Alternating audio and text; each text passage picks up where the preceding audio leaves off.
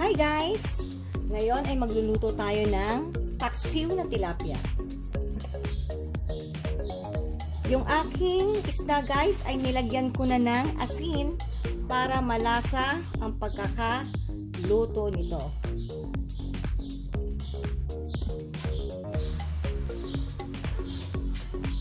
Ayan na guys, oh, kung nakikita ninyo.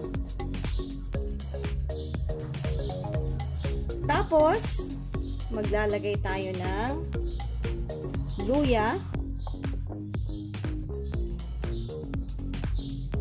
bawang,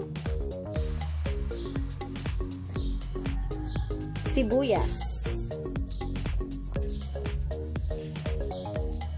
at paminta.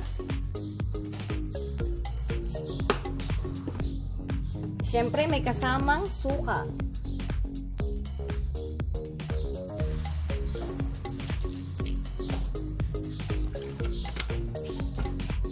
Tapos, lalagyan din natin ng isang basong tubig.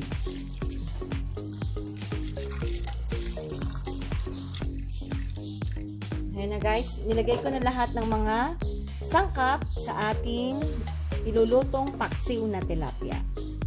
So, ngayon, takpan natin ito at simulan na natin lutuin. Ayan na guys, kumukulo na yung ating paksiw. Ilalagay na natin ang talong,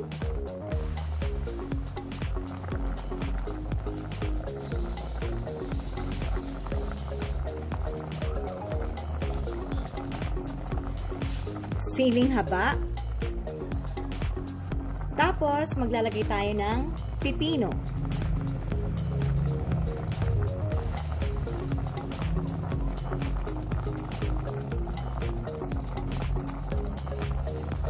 Tapos, maglalagay din tayo ng patis.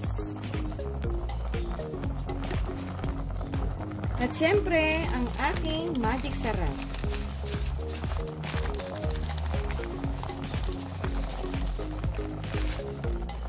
Takpan uli natin ito guys ng mga 5 minuto at ito ay luto na.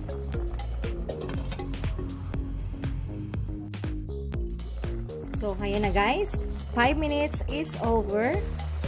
Luto na yung ating paksiw na tilapia with cucumber.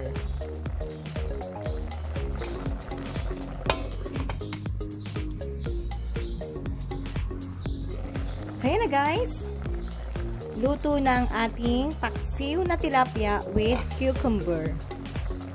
So, let me taste muna guys. Kung tama lang yung ating alat. Oh, sakto lang. At meron siyang lasang cucumber. So guys, sana nagustuhan yung recipe ko for today. Ang paksiw na tilapia with cucumber. Hanggang sa susunod po muli ng aking cooking show. Bye guys!